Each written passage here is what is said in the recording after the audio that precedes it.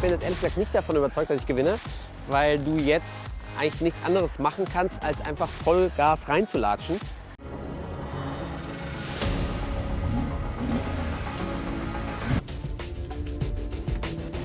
Einen wunderschönen guten Tag, liebe Freunde des gepflegten Motorsports. Herzlich willkommen zu einer neuen Show.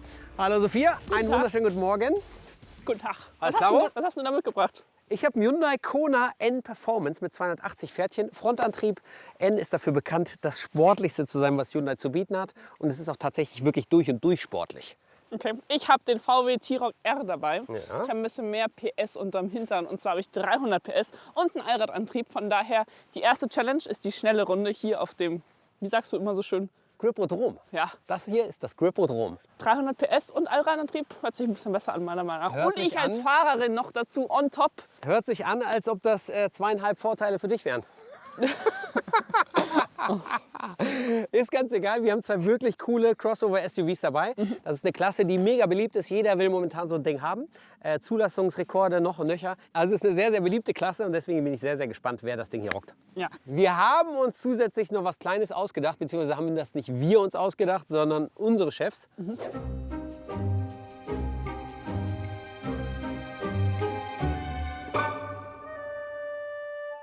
Ja, diesmal haben wir tatsächlich eine Bestrafung eingebaut. Jeder, der eine Challenge verliert, muss was quasi für den anderen machen. Und das ist in dem Fall Dichten. Korrekt. Also ich war schon in der Schule nicht gut beim Gedichte analysieren, schreiben oder auch vortragen. Das soll ein schönes Gedicht werden über den jeweils anderen. Das fällt natürlich besonders schwer, weil es der Gegner ist.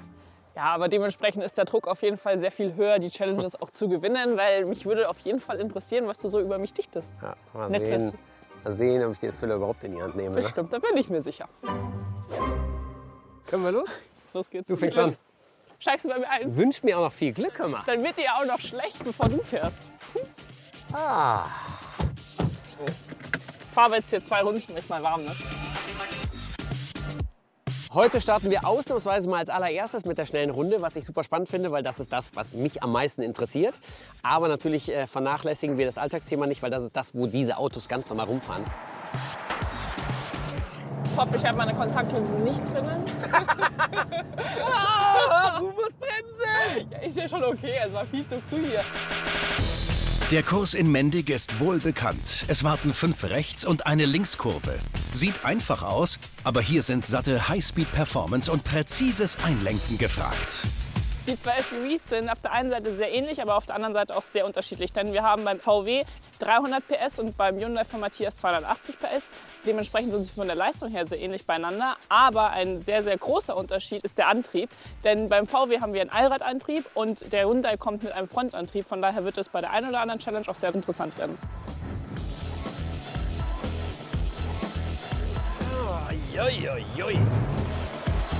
Das ist natürlich jetzt genau die Krux dieser Fahrzeugklasse generell, dass die eigentlich nicht sportlich sind, aber trotzdem sportlich sein wollen. Und ja, ich bin sehr, sehr gespannt, was da heute rauskommt. Mit den schnellsten Autos hier haben wir circa eine Minute gebraucht. Von daher wird es interessant werden, wie schnell wir jetzt mit den Crossover-SUVs sein werden. Aber ich denke mal, unter 1 Minute 10 werden wir, denke ich mal, nicht schaffen. Unter 1,10 muss sein. Sonst, ja. Sonst hänge ich meinen Job am Nagel. Oh, das hat er jetzt gesagt. Grip ohne Malmedy? Unvorstellbar. Auf zur schnellen Runde. Das ist jetzt kein Formel 3, aber... Nein, aber für so einen kleinen SUV schon sportlich. Ui, jetzt kriegen wir doch ein bisschen SUV. Ich dachte, jetzt nutzt du tatsächlich ein bisschen von der Wiese auch aus. Kein Problem mit diesen Fahrzeugen, sie sind etwas höher gelegt. Boah, Alter. Also das ist schon geil, was so ein Auto kann, ganz ehrlich. Das war spät. Aber es macht Spaß, vor allem die Lenkung ist wirklich mega direkt. Dann kommst du halt leicht ins Untersteuern. Aber er macht Spaß. Dazu könnt ihr ein bisschen mehr Power haben.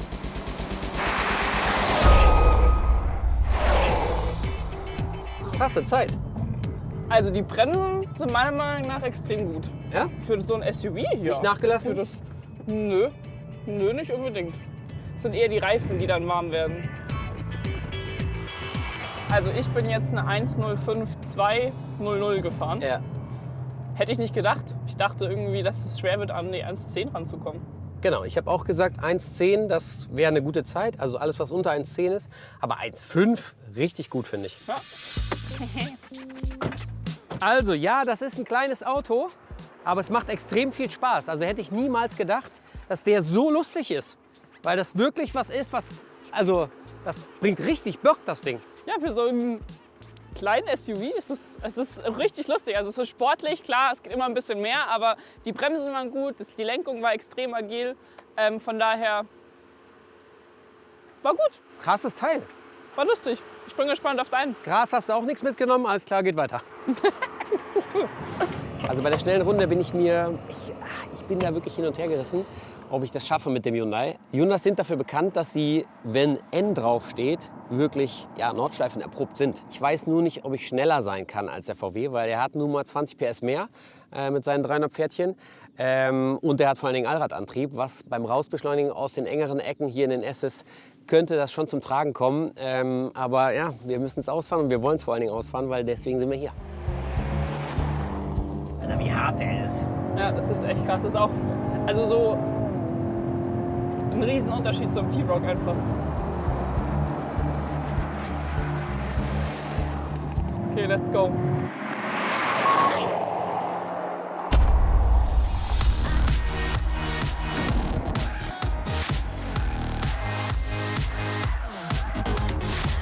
Dreht sich schön ein, ne? Ja, er dreht sich auch meiner Meinung nach besser ein als meiner.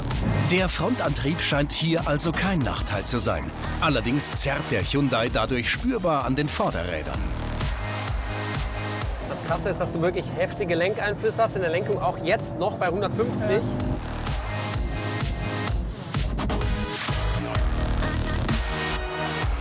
Aber man kann ihn richtig heftig hart dran nehmen. Also das macht richtig Bock, finde ich.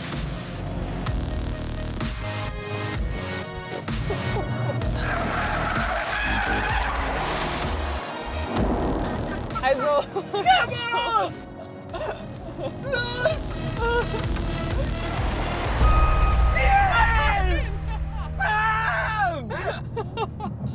Oh komm schon! Mir ist jetzt schlecht. Mir auch. Und ich glaube, dem kleinen Hyundai Dem Kona geht's auch N nicht Performance, dem geht es gerade auch nicht gut. Hey, der braucht jetzt mal eine kleine Abkühlrunde. Eine Abkühlrunde, die braucht auch Sophia.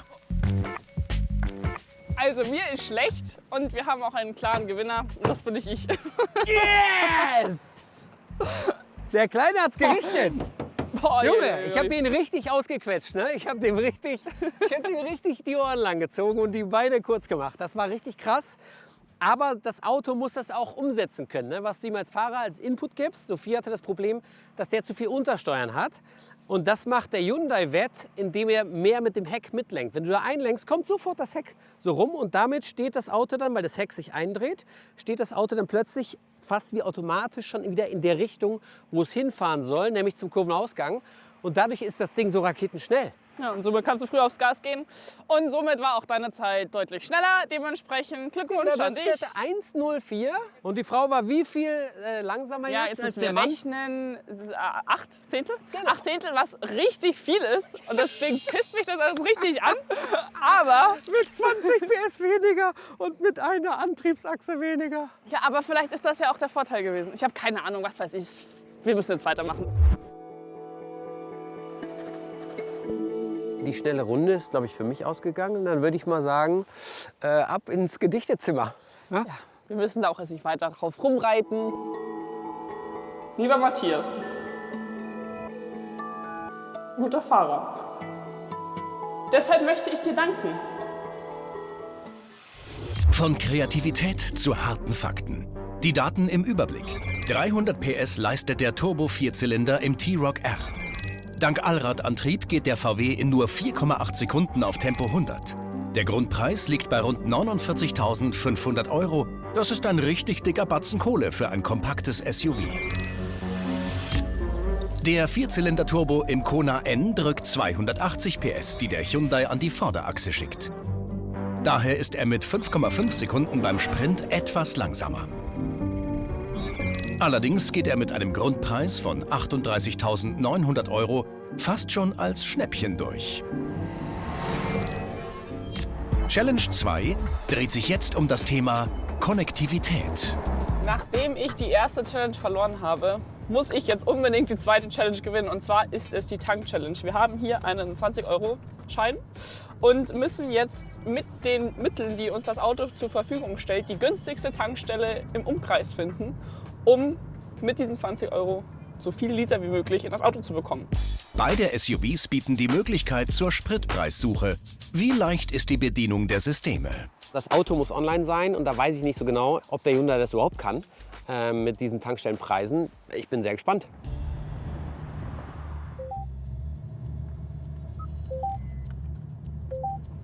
Such mir eine günstige Tankstelle. 30 Ergebnisse gefunden. Bitte sagen Sie die Zeilennummer. Ja, wer zeigt keine Preise an? Entschuldigung, ich habe Sie nicht verstanden. Hast du Preise?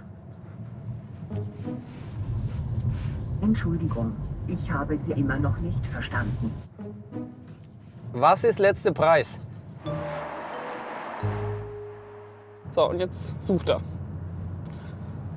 Jetzt sucht er. So, und die ganz kleinen blauen Punkte hier sind die ganzen Tankstellen in der Nähe. Option, nein. 30 Ergebnisse. Okay, es muss irgendwo anders sein. Menü. Hyundai Live. Live-Tankstellen, Schatzi. Jetzt haben wir es doch. So, das ist die Aral und da zeigt er mir auch hier den Preis an, und zwar von E10. So, und ich glaube, wenn ich hier auf die Liste drücke, genau, da werden mir jetzt alle Tankstellen angezeigt, von der Distanz her. 1,71, 73, 73. Und sie ist schon sortiert nach Preisen. Das ist ja, also genau so muss es sein. 1,71. Da fahren wir hin. Also mein Fahrzeug zeigt ja nur E10 an. Ne? Der zeigt das günstigste an, was es gibt an der Tankstelle. Meine auch. Also der zeigt einfach, der sucht nach E10 Ja. Kraftstoff. Was schlecht ist, wenn du Autos hast, die gerne Super Plus trinken. Und genau das werden wir machen. Ne? Wir tanken natürlich kein E10 da rein, sondern Super Plus. Aber die Orientierung an den Preisen müssen wir über E10 machen, weil es einfach nur das angezeigt wird. Wenn man bei mir auf die einzelnen Tankstellen draufklickt, dann zeigt er auch die Preise für jeden einzelnen Kraftstoff an. Aber es ist ein paar Mal hin und her geklicke, bis man das auch wirklich hat. Es gibt hier jetzt auch nicht so viele Tankstellen im Umkreis. Von daher kann es natürlich auch sein, dass wenn es bei beiden Autos funktioniert, dass wir dann vielleicht sogar auch bei der gleichen Tankstelle landen. So, die freie Tankstelle, da soll er mich jetzt hinleiten. 21 Kilometer. Ich habe einfach die Hoffnung, dass der Preis da bei 1,69 stimmt und wir für unsere 20 Euro hier, 21 Euro, einfach am meisten in den Tank bekommen. 1,69 € nur für das angezeigte E10 wohlgemerkt. Die Wege trennen sich. Matthias fährt ostwärts, Sophia Richtung Norden. Zeit, sich kurz Gedanken zu den Testwagenpreisen zu machen. Der VW kostet 61.000 Euro. Was schätzt ihr, was der hier kostet? Der hier hat alles. Du kannst alles einstellen, Automatik, bla bla bla, alles. Ne? Und dann hast du auch noch solche kleinen Gadgets wie hier Sitzlüftung. Du hast Sitzlüftung. Der VW kostet 61. Was kostet der hier? So wie der hier steht, kostet der hier 41. 20.000 Euro weniger. Dafür lässt sich viel Sprit tanken. Laut Werksangabe verbraucht der Hyundai 8,5 Liter pro 100 Kilometer. 1 Liter mehr als der VW. In der Praxis laufen bei beiden aber eher 2 Liter mehr durch.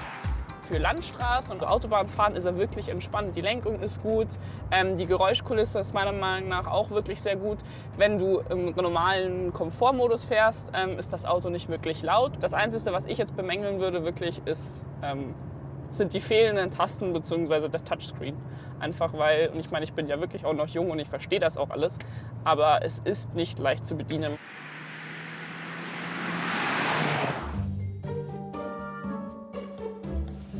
Ich sage nicht, dass das Auto uns auf eine Autofähre schickt.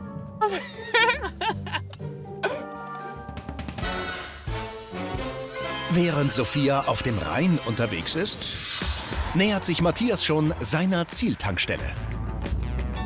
Mir sind die Spritpreise eigentlich egal. Ne? Ich tanke immer nur für 20 €. So, jetzt wird getankt. Auch Sophia erreicht die Tankstelle ihrer Wahl. Wer bekommt mehr Superplus für seine 20 €? Ich tanke jetzt E98er, aber ich hoffe einfach, dass ich billiger bin als der Matthias. Es muss sich ja jetzt irgendwie lohnen, 21 Kilometer zu fahren, nur um so günstig wie möglich zu tanken. Mal schauen. Nehmen wir mal einen 20-Euro-Schein mit und los geht's. Dass das wirtschaftlich nicht sinnvoll ist, versteht sich von selbst. Aber wir wollen ja wissen, wie gut sind die Systeme der Autos? Was ist? Ey! Einmal die 11 bitte. So, los geht's zurück zum Matthias. Ich habe jetzt 10,9 Liter getankt und ich bin hoffentlich billiger als der Matthias. 1,84,9 € pro Liter. Die große Frage ist, was hat Sophia erreicht? Ist sie noch einen Tacken billiger unterwegs gewesen? Deshalb ist jetzt Kassensturz angesagt. Hast du deine Rechnung dabei? Aber natürlich! Ich vertraue dir nämlich nicht. Und Wie ich lange will warst du die zwei- unterwegs? Wie lange warst du weg? Wie viele Kilometer bist du gefahren, um zu sparen? Also, ich bin 21 Kilometer gefahren und wusste gar nicht, dass ich auch noch eine schöne Autofährenfahrt dabei habe. Ich war das erste Mal auf einer Autofähre. Was? Ja, ich bin Autofähre gefahren. Cool, ja? Okay, aber das Und war One-Way 20 Kilometer. Ja, 21. Ich glaube, ich bin insgesamt 20 gefahren. Du bist ja ein ganz toller Hengst. Ja, Was hast du dann? Also wir mussten ja 98er tanken, also Super Plus, ne? Super Plus steht hier drauf. Okay, Hat er gut. getankt. 1 Euro was pro Liter? 1,84,9. Oh, Schanze. Was hast du bezahlt? 1,83,9. Oh, Ja, es hat sich einen gelohnt. Cent! Juhu, ich habe gewonnen. Ich habe 10,9 Liter. Ja, ich habe Getankt. 10,82 Liter. Ach krass. Aber das, was du gespart hast, hast du auf jeden Fall beim Hin- Ja. und Herfahren wieder verfahren. Korrekt. Auf jeden Fall geht die zweite Challenge an mich und dementsprechend musst du jetzt auch ein paar Gedichtsverse schreiben oder wie auch immer das so ist. Ich freue mich sehr Über darauf. mich dichten. Ich dichte gerne. Cool.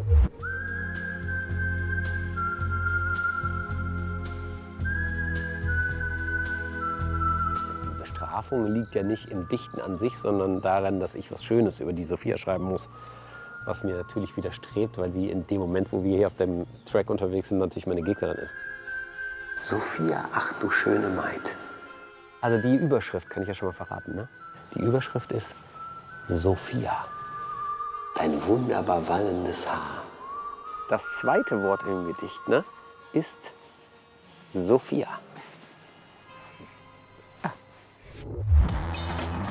Die Menüführung beider SUVs war verhältnismäßig übersichtlich und leicht zu bedienen. Der VW T-Roc hat neben E10 sogar noch andere Spritpreise angezeigt. Wenn auch etwas versteckt, was während der Fahrt nicht unbedingt zielführend ist. Im direkten Vergleich ist in puncto Konnektivität also bei beiden Fahrzeugen noch Luft nach oben. Es steht 1-1. Challenge 3. Es geht um die Innenräume der Fahrzeuge. Ja. Und zwar müssen wir die Ablagefächer finden. Kein Problem.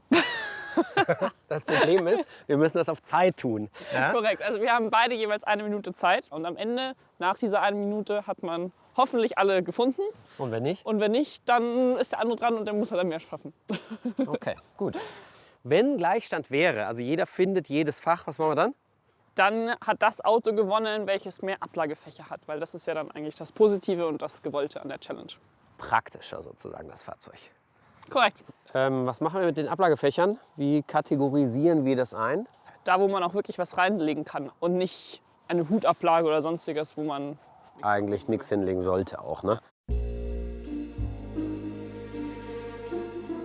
Der Matthias wird gleich anfangen und es gibt 20 Fächer im Hyundai, die er zu finden hat. Ich hoffe natürlich, dass er sie nicht findet. Also ich glaube schon, dass Sophia die 15 Fächer, die es bei ihr sind, findet. Es gibt ein Fach, wo ich sage, könnte sein, dass man da nicht drauf kommt und das ist das auf der Rückbank. Ich bin auch jetzt gerade voll im Attacke-Modus, weil du kannst halt so doof aussehen, ja, wenn du weißt, okay, da sind 10 Fächer und du findest nur 9. Jeder bekommt 20 Bälle und muss damit die ihm unbekannte Anzahl der Staufächer seines Autos befüllen. Auf die Plätze, Ja? fertig, Ja? los. Also. Heute ein schöner Tag, oder? Macht das Auto auch Spaß zu fahren? Bist du kitzlig?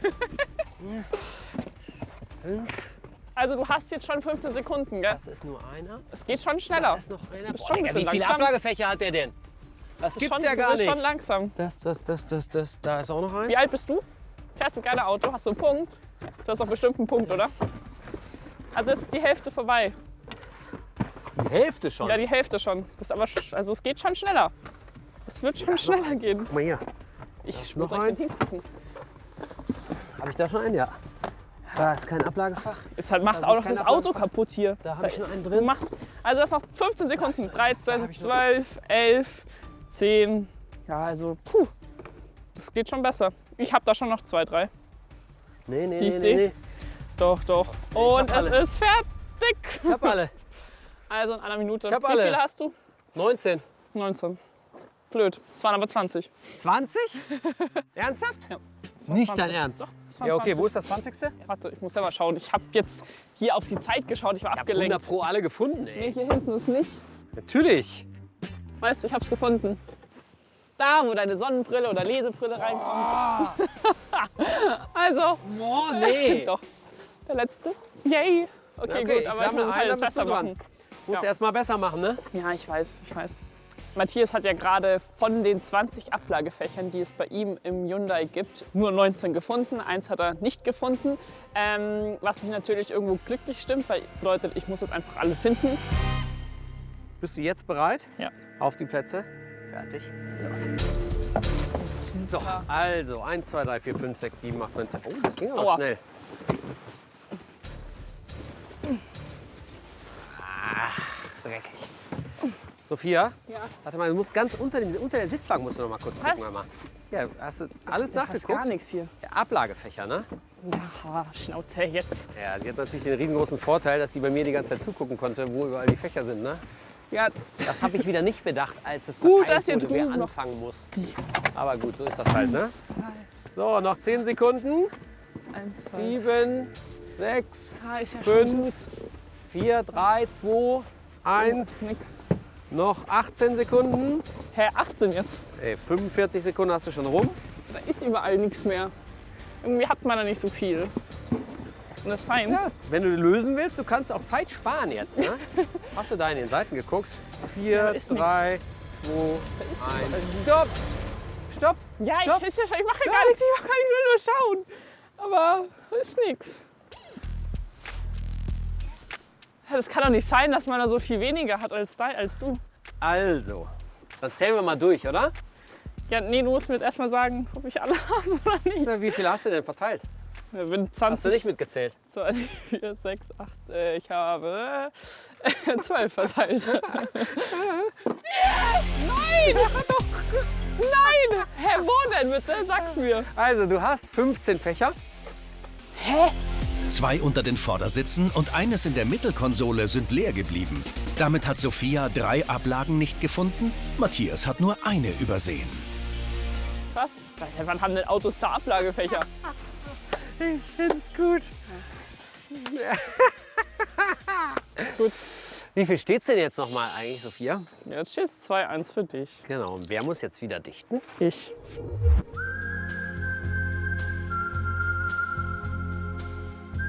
Bei dir auf dem Beifahrersitz. Deshalb möchte ich dir danken. Ich dachte nicht, dass ich so gut dichten kann. Es ist richtig, richtig gut. Eine Challenge wartet noch und in der geht es ums Bremsen. Bist du denn schon wieder so am Rasen?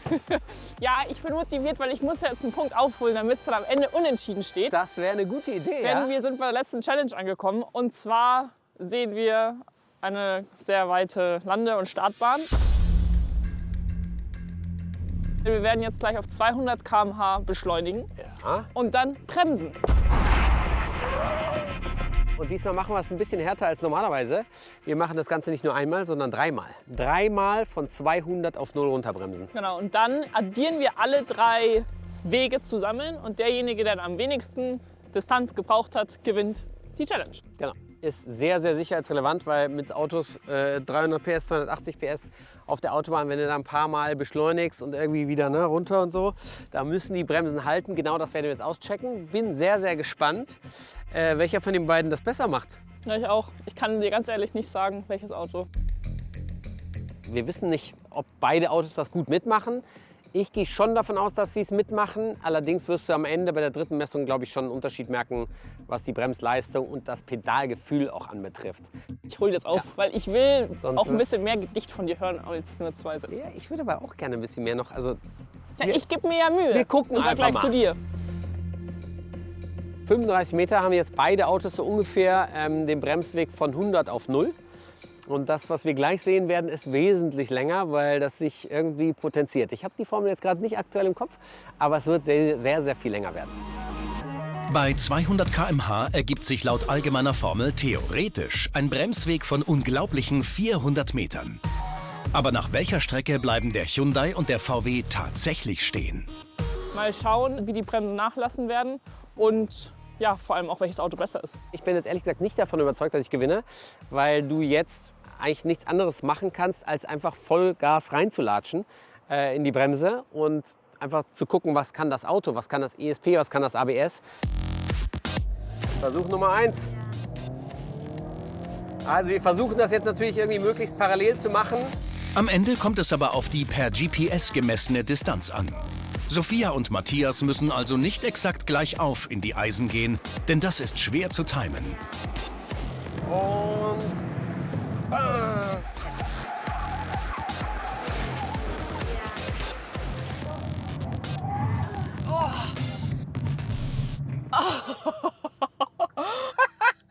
Also das ist krass. Das ist wirklich krass. Sehr, sehr nah beieinander. Und wir gucken mal nach. Okay, also ich finde es richtig krass, von 200 auf den Stand abzubremsen. Als allererstes, ich habe genau 153,7 Meter gebraucht, oder das Auto. Das ist schlecht. Wir haben mehr als 10 Meter mehr gebraucht. Ja gut, next try, oder? ja, So, wir machen das Ganze jetzt noch zweimal. Und danach werden alle 3 Werte addiert. Wer steht in Summe früher? Also Kraft hat auf jeden Fall der Hyundai mehr. Der Hyundai geht echt besser als der VW. Das ist krass. Ich muss auf 200 hoch. Komm, komm, komm, komm, komm.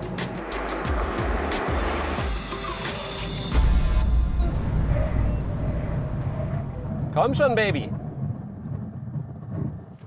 Alter, krass. Das war jetzt, glaube ich, sogar ein bisschen länger. Es war 2,9 Meter länger, nämlich 167,7. krass, ich habe 163 Meter jetzt gebraucht. 163,1. Schade. Da hätte ich jetzt aufholen können, ein bisschen, aber habe ich nicht. Okay. Komm, nächste Bremsung. Die Bremsen von beiden Autos sind sehr, sehr gut, finde ich. Also ich habe jetzt nicht das Gefühl, dass hier irgendwas Fratze wird oder irgendwie doof wird. Letzte Messung. Aus Tempo 200 bis zum Stillstand. Das verlangt den Stoppern alles ab. Komm schon, komm schon, komm schon. Aber jetzt werden die Bremsen lang, jetzt werden sie lang, jetzt werden sie lang. Ja, jetzt war ich ein bisschen besser. Dritte Bremsung war bei mir die beste, 164,1 Meter. Bei mir 165 Meter. Ich war einmal besser! Yes! Genau glatt, also 165,0.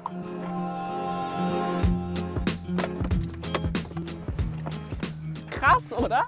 Also du hattest einen Ausreißer, dein erster war richtig gut. Der erste war richtig gut und dann war es ähnlich. Die anderen zwei waren ähnlich, 163, 165. Aber vom Gefühl her, der dritte war im Vergleich zum ersten krasser Unterschied. Ja? Ja, Also, also besser das- oder schlechter? Nee, viel schlechter. Das Pedal ist länger geworden, das Auto hat wirklich gearbeitet, du hast wirklich gemerkt, Alter, die Krass. Hinterachse regelt und alles, ja. Bei mir war es wirklich konstant. Jede Bremsung hat sich gleich angefühlt. Ich dachte so, Echt? okay, wieder genauso gebremst. Und zwar auch von den Metern her gleich, ne? Aber naja, was war denn jetzt deine Summe aus den 3 Also, Messungen? Kopfrechner Miami hat mal ganz kurz durchkalkuliert.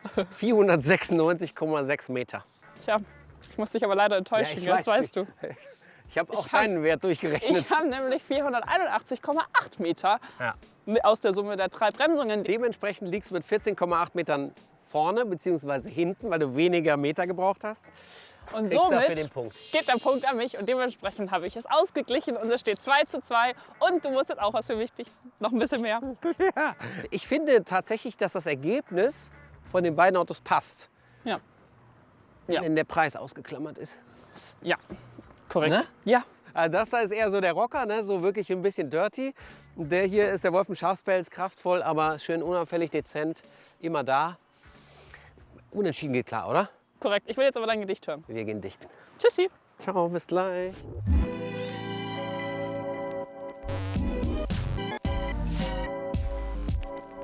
So Matthias, du musstest noch ein bisschen was dazu dichten. Hast du es dann geschafft? Ja, Ist es auch gut geworden? ich denke.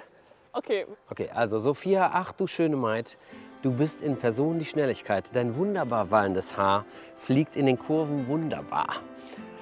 Um dich jemals zu kriegen, muss ich richtig performen. Beim Driften aber musst du die Kurven besser formen. Egal wie es auch immer sei, ein Battle mit dir ist immer fein. Die Formel 3, da bist du Pilotin.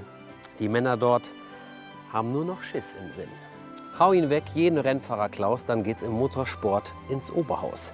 Die Formel 1 ruft schon, Alpine ist am Start. Du machst das schon, bist wie Carbon so hart. Viel Glück, Sophia, du bist wunderbar. krass. Das ist wirklich nett. Okay, das hat auf jeden Fall einen Applaus verdient. Schön? Ist gut, ja. Aber es ist so alt irgendwie, so mit Maid und so. Es ist so richtig. Ja, mach du doch mal. Okay, gut. Also, lieber Matthias, mir war immer bewusst, du bist ein guter Fahrer. Doch nun sehe ich es viel klarer. Bei dir auf dem Beifahrersitz ist für den Bauch wirklich kein Witz. Doch wir wissen beide, ich als Frau bin immer schlau und stehe nie im Stau. Deshalb möchte ich dir danken für den Punkt beim Tanken. Danke, ebenso. Also es hat irgendwie War- Spaß gemacht. ja, so fand ich nicht auch. nur das Duell, sondern auch so das Auto. Beides. Vielen Dank. Vielen lieben Dank. Komm gut heim mit deinem Hyundai. Ey, so romantisch und so, unentschieden und auch noch 2 schöne Gedichte. Herrlich. Was will man mehr bei Grip? Tschüss. Tschüssi. Sollen wir mal tauschen? Vielen Dank. Okay, gut. Baby Blau. Ich hoffe, euch hat das Video gefallen. Lasst dem Video auf jeden Fall ein Like da und abonniert den Kanal, damit ihr auch kein Video mehr verpasst. Wenn du noch Lust hast auf ein weiteres Video, dann zieh dir auf jeden Fall noch das Video der letzten Clip-Folge hier rein. Und wenn dir das Video gerade mega Spaß gemacht hat, dann könnte dir das hier auch gefallen.